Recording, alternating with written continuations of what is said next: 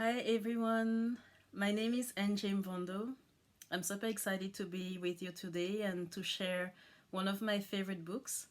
I'm an artist, I'm a writer, and a community organizer based in Davis, California. I'm the founder of Multiculturalism Rocks, a platform that celebrates cultural diversity in the arts but with a very strong emphasis on children's literature.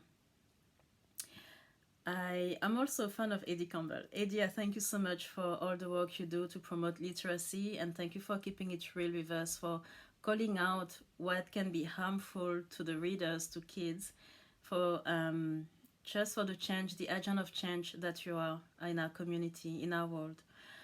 I'm very excited to join you in celebrating Asian and Pacific Islander American books.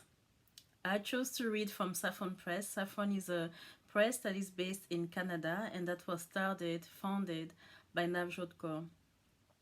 It centers on the Sikh culture, and the title that I'm going to read is Garden of Peace. You will understand why I chose this book as soon as I read it. I hope that it's going to be as soothing to you as it's been to me. I'm giving us a second to enjoy this gorgeous cover. The colors are vibrant. I love how the kids have their hands up as if telling us, come here, come in, you're welcome here. All this combination of elements make me want to enter the garden and read the story with you. I feel invited. Let's read the story together. The Garden of Peace by Navjot Kaur. Illustrated by Nana Sakata.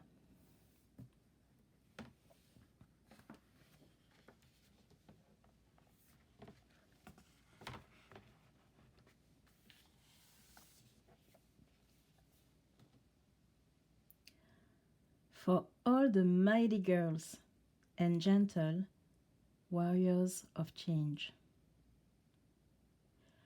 we are stronger together.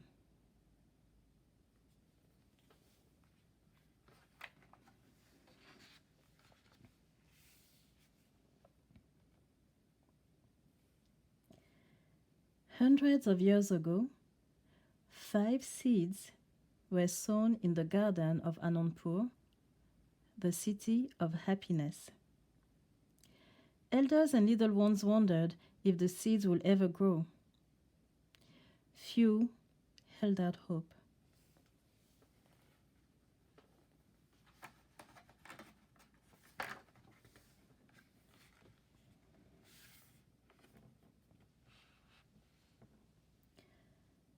A ruthless emperor was crushing dreams and replacing hope with a gloomy cloud of darkness.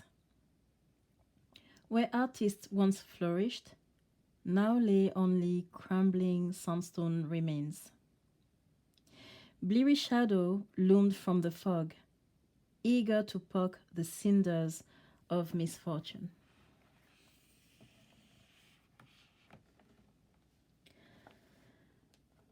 Little did the villagers know that trading weeds for lucky amulets would yield no greater fortune. The more weeds they cast aside, the weaker their own harvests became.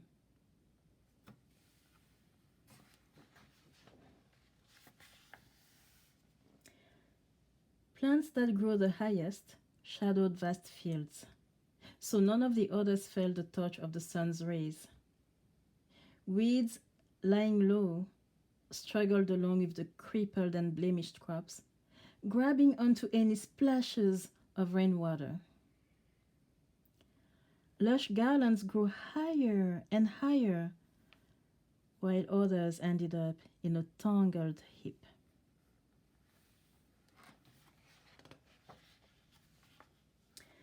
Slowly, local rulers gave up their battles against the tyrant king, and from there on, it was settled. In exchange for their silence, Raja princes retreated to the safety of the hills, leaving the poorest subjects, water carriers, potters, barbers, and makers, to rummage in whatever was left behind.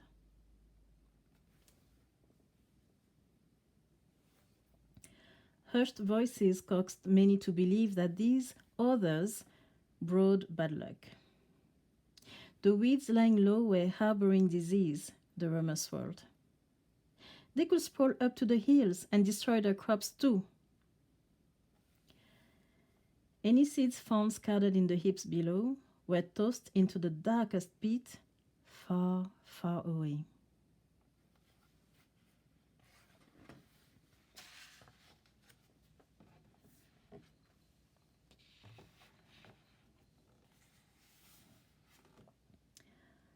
A majestic barge will often fly close and swoop up these seeds. Where they will go, nobody yet knew. Until one tiny seed ended up in the garden of Anandpur with a handful of others. Somehow transplanted to the city of happiness, their journey was hardly over yet. Perhaps it was just the beginning. From this point on, we read about the story of the 5 seeds, how they grow, their journey, their struggles, their victories, what they become, and how that speaks and relates to the world today and to us today. I'm going to read now the author's notes, and I'll let you enjoy the rest of the story on your own. You can find this book on Saffron Press website.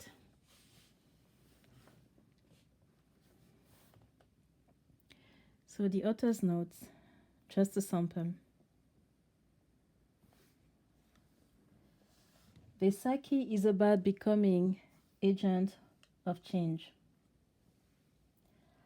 As my son grows, his curiosity to learn something new has been without bias, and that is truly the way I wish it to remain. Inspired by a nation-building event in the Sikh history, the Garden of Peace is an allegory of a world not too contrary to our own. It's a reminder of what can be overcome through the values we share as citizens of the world.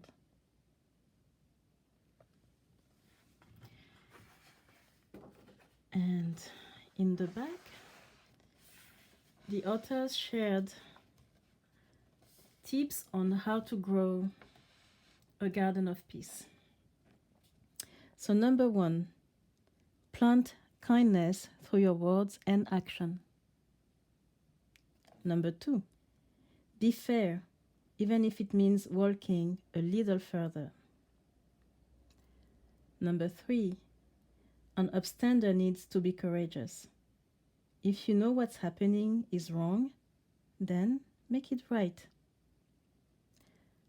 Number 4, believe in yourself. You can do it. Number 5, watch your spirit grow as a warrior of change. And we asked the question, what trail will you blaze as a citizen of change? And here you have some samples of citizen of change. We have the storyteller, free thinker, warriors of change, poet, melody maker, dream chaser.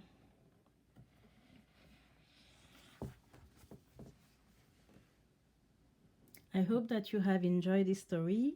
I hope that you'll pick up the book and read it entirely. And I want to thank you for creating your own garden of peace and for making our world better.